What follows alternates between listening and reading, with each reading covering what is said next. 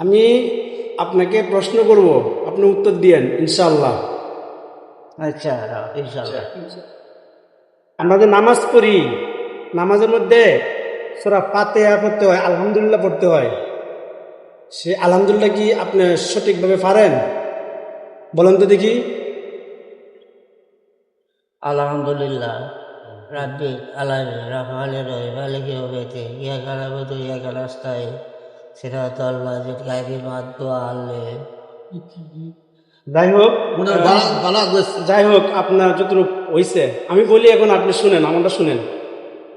আলহামদুলিল্লাহি রাব্বিল আলামিন আর রহমানির রহিম মালিকি ইয়াউমিদ্দিন ইয়াকা না'বুদু ওয়া ইয়াকা নাস্তাঈন ইহদিনাস সিরাতাল মুস্তাকিম সিরাতাল লাযীনা আন'আমতা আলাইহিম গায়রিল মাগদুবি আলাইহিম ওয়ালাদ-দাল্লিন।